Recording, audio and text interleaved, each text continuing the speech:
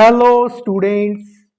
तो आज के लेक्चर में हम जानेंगे what are equilibrium of concurrent forces. Equilibrium of concurrent forces. तो स्टूडेंट सबसे पहले हम ये जानते हैं what are concurrent forces. Concurrent बल क्या होता है? If a number of forces act at the same point, यदि एक से ज़्यादा बल किसी बिंदु पर और यू कैन से किसी बॉडी पर लग रहे हों, they are called concurrent forces. उन्हें हम कॉन्करेंट फोर्सेस कहते हैं। जैसे ये एक पॉइंट है, इस पॉइंट पर मीन्स इस बिंदु पर अब 3 बल लग रहे हैं, F1, F2, F3। तो ये जो तीनों बल हैं एक ही बिंदु पर लग रहे हैं, they are called concurrent forces. अब इक्विलिब्रियम ऑफ कॉन्करेंट फोर्सेस, इसका क्या मीनिंग है? स्टूडेंट, यदि एक से ज़्यादा बल किसी बॉडी पर और किसी बिंदु पर लग रहे हों, यदि उस बॉडी में मीन्स उसकी स्टेट ऑफ रेस्ट में है, यदि वो रेस्ट में ही रहती हैं, और ऐसा भी हो सकता है बॉडी है जो वो गति में हो, उस पर एक से ज़्यादा बल लग रहे हों, तो यदि body in the state of rest में रहती है और in the state of motion में रहती है, जब एक से ज़्यादा बल उस बॉडी पर लग रहे हों तो हम बोलते हैं बॉडी क्या है? In the state of equilibrium. जैसे मान लेते हैं ये एक बॉडी है, अब इस पर 3 बल लग रहे हैं। बॉडी क्या थी? In the state of rest में थी। यदि तीनों बल लगाने पर ये जो बॉडी है वो क्या है? In the state of rest means विराम अवस्था में ही रहती है, तो हम क्या कहेंगे? जो बल लग रहा था, अब बॉडी क्या है? बल लगने के पश्चात भी क्या है? In the state of rest में मीन्स इक्विलिब्रियम में है। इस पर जितने बल लग रहे हैं उनका कोई भी इफेक्ट नहीं हो रहा।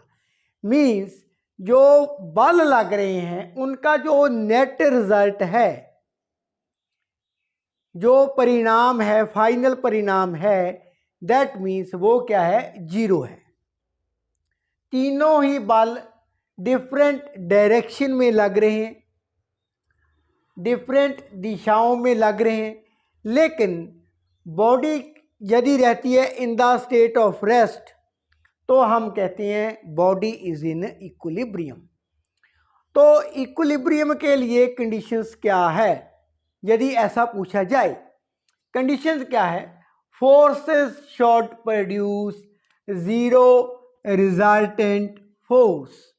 तो यदि बल लग रहे हैं बॉडी पर, उनका जो रिजल्टेंट है, नेट रिजल्ट, वो क्या हो? यदि 0 हो तो हम कह देते हैं बॉडी इज इन इक्विलिब्रियम। और हम ऐसे भी बोल सकते हैं इक्विलिब्रियम फोर्सेस क्या होती हैं? इक्विलिब्रियम फोर्सेस मीन्स उन फोर्सेस का, उन बल का जो हम लगा रहे हैं बॉडी पर, यदि उनका रिजल्ट है वो क्या हो? 0 हो, तो फोर्सेस क्या होती हैं? In equilibrium. तो स्टूडेंट्स, आइए with the help of parallelogram law of vector additions as well as triangle law of vector addition के साथ इस टॉपिक को फर्दर ब्रीफली एक्सप्लेन कर लेते हैं। तो स्टूडेंट आप देख रहे हैं concurrent forces acting at a point O. इस केस में 3 बल लग रहे हैं, F1, F2, F3। कहां पर? बिंदु O पर। नाउ स्टूडेंट्स, F1, F2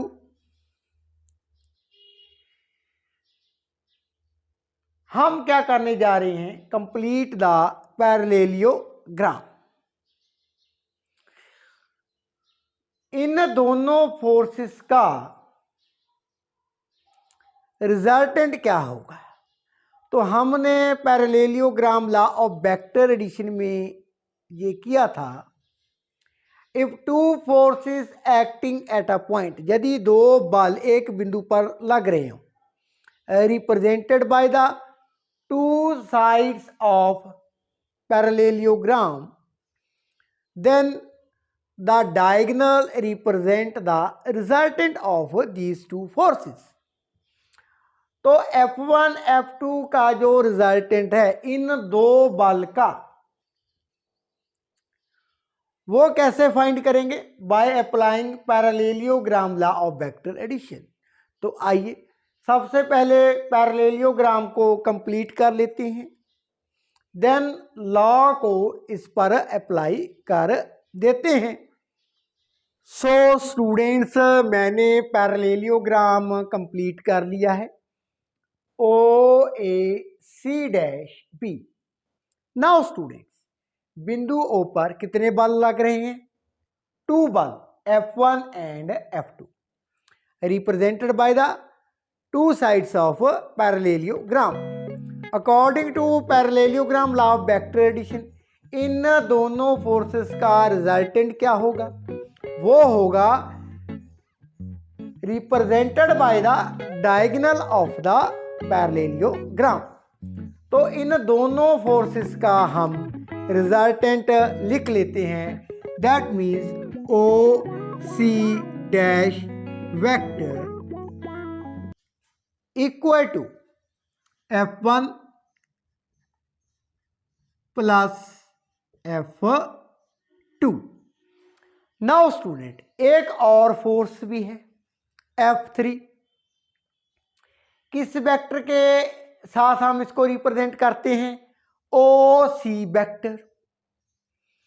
अब स्टूडेंट्स, इक्विलिब्रियम के लिए फोर्सेस इन इक्विलिब्रियम कब होगी?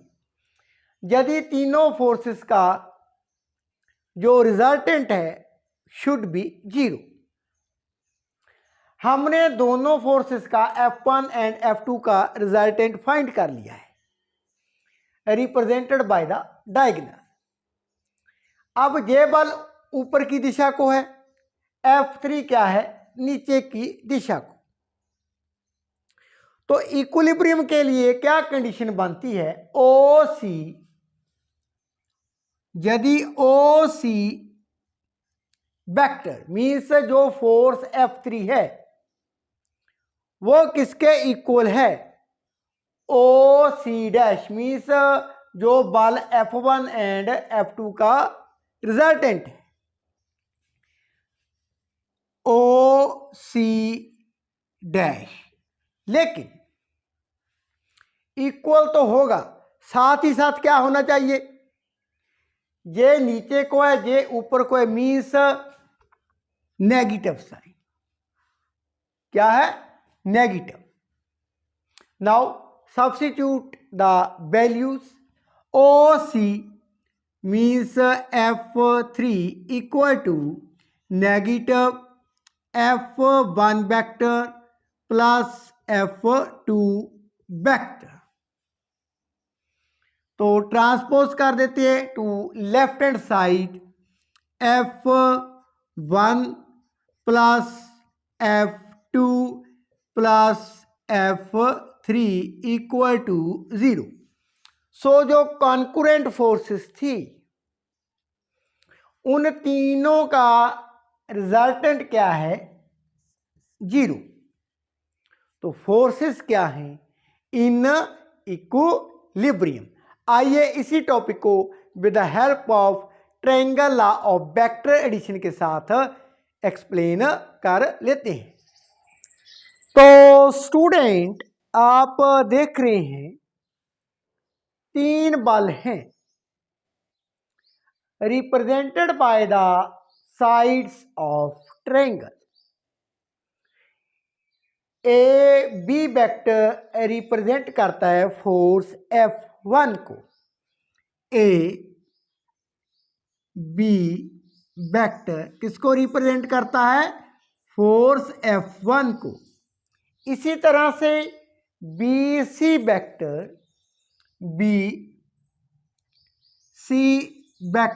रिप्रेजेंट करता है बल F2 को।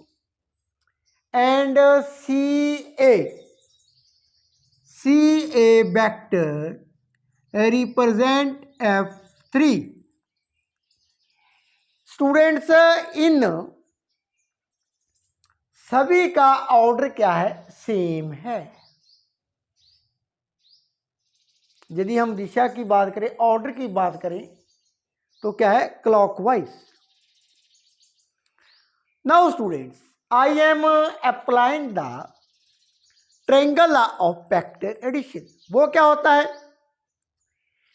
यदि 2 वेक्टर की को हम रिप्रेजेंट करते हैं by the 2 sides of triangle, उनका ऑर्डर सेम हो, तो उनका रिजल्टेंट क्या होगा? वो होगा represent by the 3rd side of the triangle but in opposite order. कैसे? A B B C order यदि सेम हो, यदि हम इन 2 फोर्सेस की बात करें F1 एंड F2, रिजल्टेंट किसके इक्वल होगा? Bye the 3rd side. Order किस दिशा में होगा? विपरीत दिशा में, ए सी। तो मैं अप्लाई करने जा रहा हूं triangle law of vector addition. Means A B vector plus B C vector resultant, triangle law को अप्लाई करने जा रहा हूं मैं। Resultant equal to A C vector, resultant equal to A C vector. Now students, हमारी जो forces है वो ऑर्डर उनका सेम है, A to B, B to C, C to A. तो यहां पर हम जब हमने ट्रायंगल लॉ को अप्लाई किया, वो रिजल्टेंट क्या है? A B plus B C equal to A C. मैंने यहां पर अप्लाई कर दिया। Now transpose to left hand side, ऐसे लिख लेते हैं, A B vector plus B C vector minus A C vector equal to 0। अब students look carefully, C A vector किसको रिप्रेजेंट करता है? फोर्स F3 को। ऑर्डर क्या है? नीचे को। सी ए वेक्टर किसके इक्वल है? ए सी के। मैग्नीट्यूड सेम है, मात्रा सेम होगी, लेकिन दिशा क्या है? विपरीत है। Minus A C vector. सी ए जो वेक्टर है वो किसके इक्वल है? Negative of A C. Magnitude is same but direction क्या है? विपरीत है। So that's why negative sign. Now students, negative A C vector की वैल्यू मैं यहां पर लिखने जा रहा हूं। Means equal to C A vector, A B vector plus B C vector plus C A vector equal to 0। अब इनकी वैल्यू लिख लेते हैं, F1 F2 F3 equal to 0। Now students, इस केस में क्या थे, 3 बल लग रहे थे, तीनों का रिजल्ट क्या है, 0 है। That means if 3 forces represented by the sides of triangle, तीनों साइड के द्वारा क्या है, जो बल थे उनको रिप्रेजेंट किया गया था by the 3 sides of a triangle. उनका ऑर्डर क्या था, सेम था, A B B C C A, order क्या था, सेम था। नेट रिजल्टेंट क्या है हमारे पास, 0। दैट मीन्स ये जो फोर्सेस थी अब क्या है, इन इक्विलिब्रियम। तो स्टूडेंट्स इन जनरल ये तो हमने 2 केसेस डिस्कस किए हैं, जब बल कितने थे, 3 थे। यदि 3 से ज़्यादा फोर्सेस हों, इन जनरल इक्विलिब्रियम फोर्सेस कब होगी, F1 F2 F3 up so on Fn। यदि सभी का जो रिजल्टेंट है वो क्या होगा, 0 होगा, तब हम कहते हैं फोर्सेस आर इन इक्विलिब्रियम।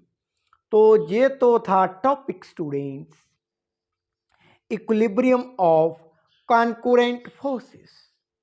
आगे की वीडियो में मैं न्यूटन सेकंड लॉ जो हमने डिस्कस किया था उसके रिगार्डिंग सम न्यूमेरिकल डिस्कस करने जा रहा हूं। यदि इस टॉपिक में if you have any problem, any question in your mind, you can ask me in the comment box.